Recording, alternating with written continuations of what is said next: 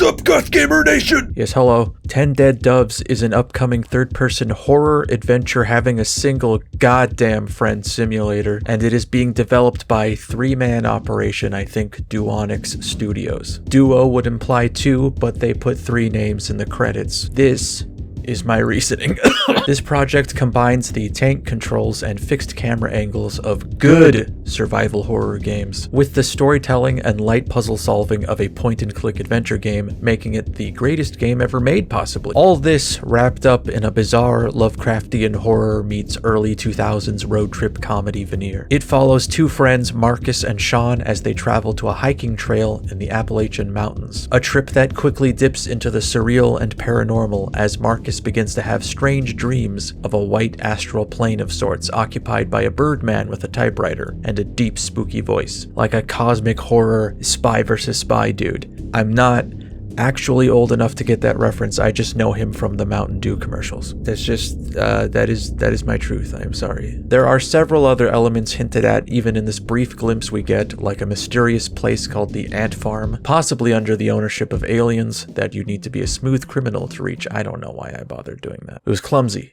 He was clumsy at best. Protected by a sprawling electric fence that our heroes eventually get separated by. There's also possibly a hitchhiking serial killer on the loose named Hamburger Doe. I don't know if they will keep this up in the full release, but I do appreciate the balancing act they play with its tone. It's very quippy and full of goofy one-liners and in-jokes between the two friends. Here, take old Reliable. Best shanker this side of the Mississippi.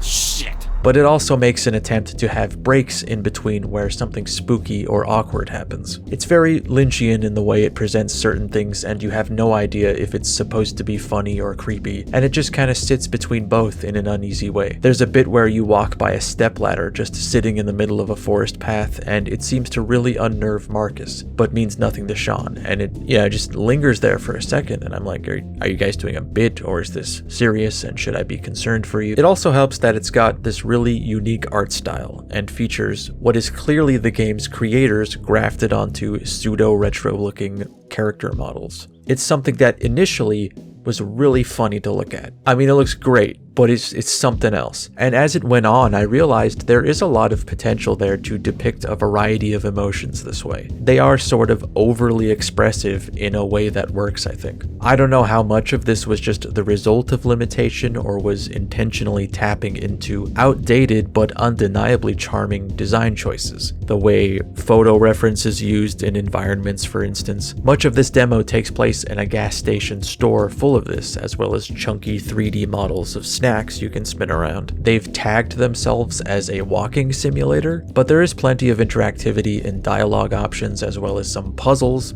Well, a puzzle that took way too fucking long for me to figure out, which I certainly don't blame the devs for.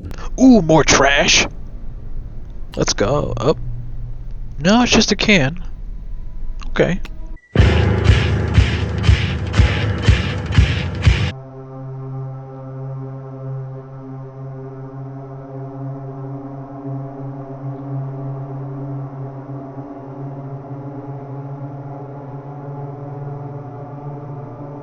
The fuck do I do? I'm gonna be so pissed if this can is somehow integral to this.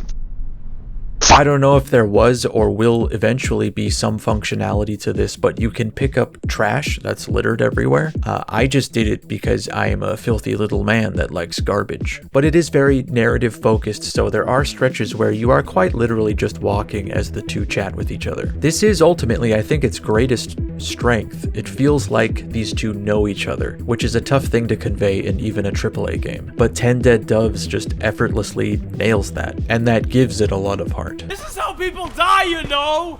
Are you a dyer?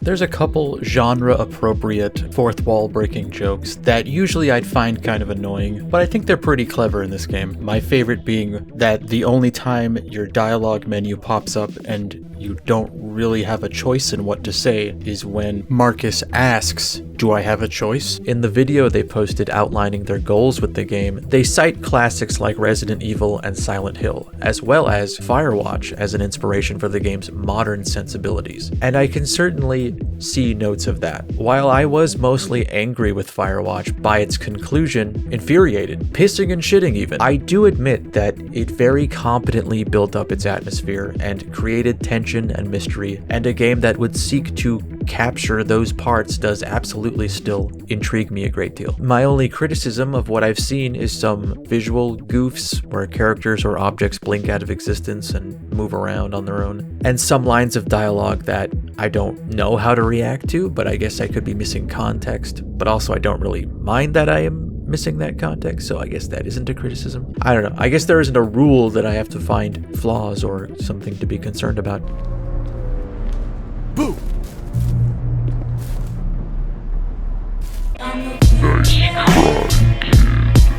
I wishlisted it. I'm gonna play it. There's nothing you can do about that. Like, it's too late. I already did it. Fuck it. Well, bye.